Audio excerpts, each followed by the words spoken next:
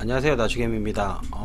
오늘은 이제 내일이 휴무고 이러다 보니까 여러분들이 요청한 검색식 중에서 MACD를 활용할 수 있는 검색식을 만들어 달라고 하신 분들이 많이 있었어요. 그리고 뭐 다이버전스에 관련돼서 검색식 영상을 만들어 달라는 분들도 있었고 이랬는데, 일단은 제가 내일도 쉬는 날이고 또 저도 이제 또 방송할 시간은 안 될 것 같아서 이제 평일날 방송을 하고 있는데, 대체적으로 그냥 질문 들어온 거를 갖다가 보다가 그냥 생각나는 대로 이제 저도 올리게 됩니다. 이제 여러분들 그 하나하나 의견을 갖다가 구체적으로다가 제가 설명해 드릴 수 있는, 저도 이제 개인적인 요즘에 상황이 좀 생겨갖고 그걸 못 만들다 보니까 생각나는 대로 만들어 드린다는 점을 이해해 주고 봐주셨으면 좋겠습니다. 일단은 MACD에 대해서 많이 물어보시더라고요. 그러니까 MACD 같은 경우는 저 같은 경우는 많이 사용하지 않아요. 왜냐하면 MACD 같은 경우는 약간 후행성인 경우가 많아서 다른 지표와 함께 사용을 하다 보니까 차라리 그거보다는 좀 다른 지표를 사용했으면 좋겠다라고 하는데, 어떻게 보면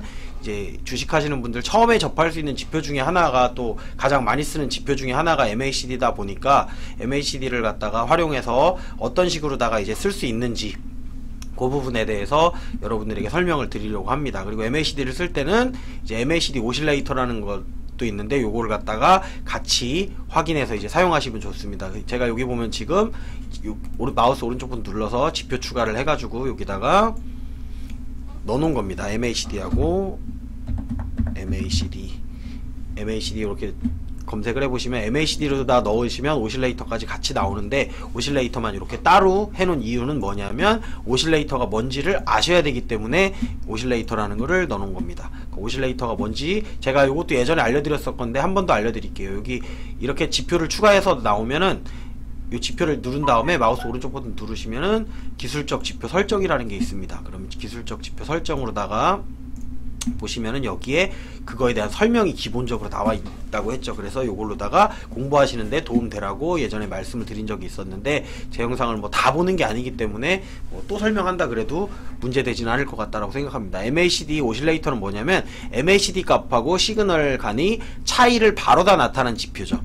그리고 MACD보다는 빠른 추세 판단에 도움을 줌. 그리고 다이버전스가 추세 판단에 이용됩니다. 다이버전스라고 하는데, 다이버전스가 뭐냐면은 요렇게 산이 만들어지잖아요. 그래서 산이 만들어지고 더 큰 산이 만들어지면 상승 다이버전스라고 하고, 요게 이제 이렇게 산이 만들어진 다음에 그 다음 산이 좀 더 작게 상승되면 그거는 하락 다이버전스라 그래가지고 이제 하락 추세로다가 이어진다라고 해서 그렇게 판단할 때 쓰는 걸 다이버전스라고 합니다. 근데 다이버전스 같은 경우는 요 MACD랑은 좀 안 맞습니다. MACD 지표를 쭉 확인해 보시고 검증을 해 보시면 MACD로 다이버전스 만드는 거는 조금 안 맞기 때문에, 제가 다이버전스 설명 같은 경우는 다른 거 뭐 스토캐스틱이라든지 다른 지표를 설명할 때 이제 뭐 RSI라든지 이런 거를 설명할 때 설명하는 게 맞는 것 같아서 다이버전스에 대해서는 일단은 설명을 하지 않는 거로 다 하겠습니다. 여기 보시면 뭐 다이버전스 발생 후 0선을 갖다가 돌파할 때 돌파 시 매수, 그리고 어제의 MACD 오실레이터 움직임과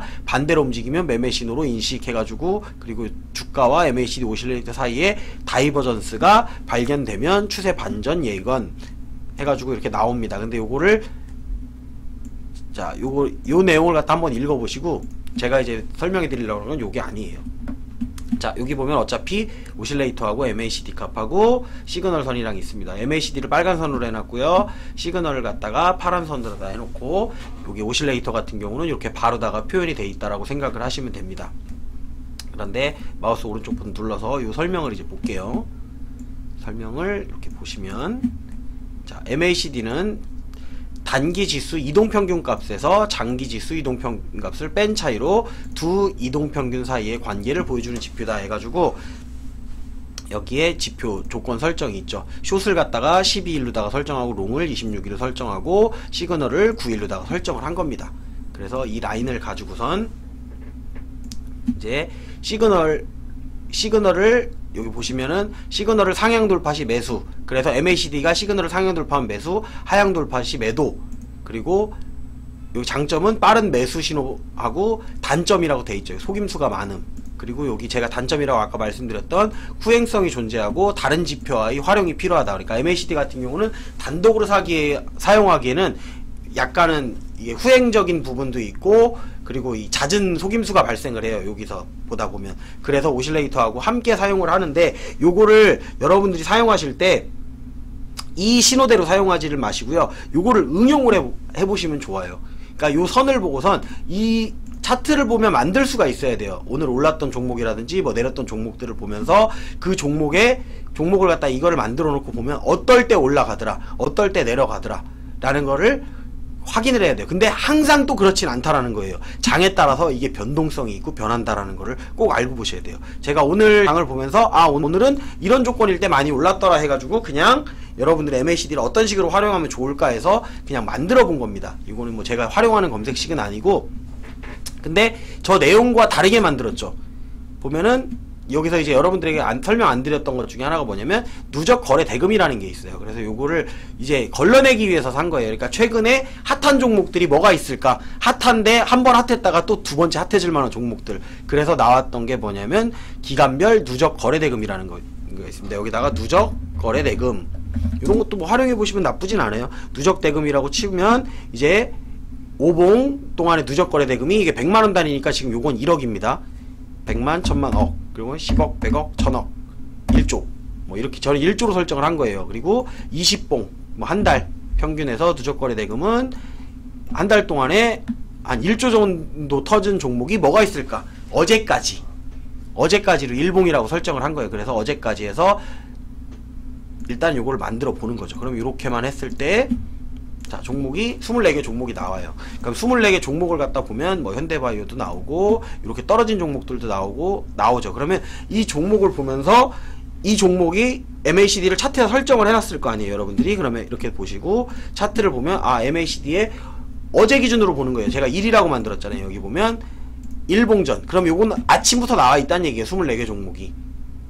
1봉전 20봉 누적 거래 대금이 1조가 넘은 종목들 쭉 나와 있어요. 그럼 그 종목들을 갖다가 보고 오른 종목부터 보자고요. 그럼 오른 종목부터 본다라고 하면 이제 공부하는 방법을 알려드리는 거라고 생각하면 돼요. 제가 만들어 놓은 검색식을 활용하는 게 아니고 이런 식으로 만들 수 있다라는 걸 여러분들에게 항상 알려드려요. 그래서 100% 완성된 검색식을 여러분들에게 보여드리는 게 아니고 20%, 30%, 50% 어떤 거는 뭐 한 대부분 반 정도만 만들어 놓습니다. 제가. 그리고 기존에 만들어 놓은 그런 반 만들어 놓은 것들을 여러분들이 섞고 공부를 하시면 여러분들만의 검색식이 나오기 때문에 이렇게 설명드리라는 거 점은 항상 이해해 주시기 바랍니다. 그래서 요 기간별 누적 거래대금 이렇게 쳐서 보면 24개 종목이 나오죠. 그 중에 기왕이면 많이 오른 걸로 한번 확인해 볼게요. 현대바이오를 눌러서 확인해 본다.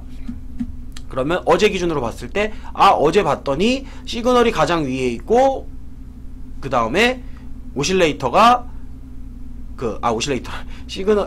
시그널선이 가장 있고 MACD가 0선 위에 있으면서 요거보다는 아래에 있고 뭐 이런 식으로다가, 그리고 반대로 사실은 이런 구간이 매수 구간이죠. 이런 구간이 요런 구간이 매수 구간이 되는 거예요. MACD가 시그널을 갖다 상향 돌파하면서 오실레이터 값이 양의 금액이 나올 때 요런 구간에 초입을 잡는다라고 하면 지금 이렇게 올라가는 거를 갖다가 상승 추세를 만들 수 있는, 그럼 요렇게 해서 요런 데를 보고 만드는 방법을 여러분들이 만들어 보셔도 되고요. 지금 요걸 가지고 그냥 일봉전 기준으로만 저는 그냥 만들어 본 거예요. 그러면 어떻게 만들었냐, 이걸 보고선 그냥 만드는 거예요. 자, 볼게요. 그러면 MACD, 자, MACD라고 여기다 쳐볼게요.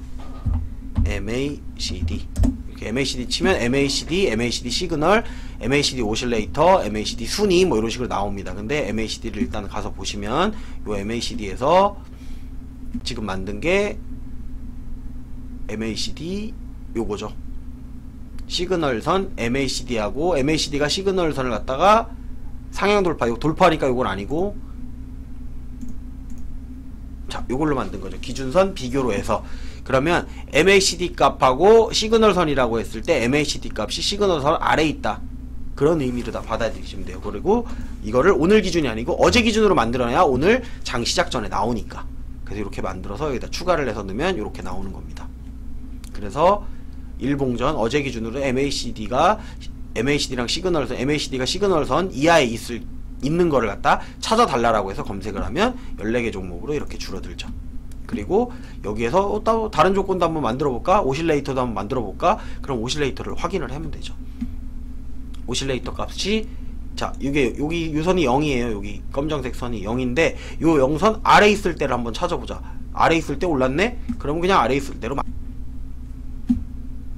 그러면 제가 또 잘못 눌렀네 뭘.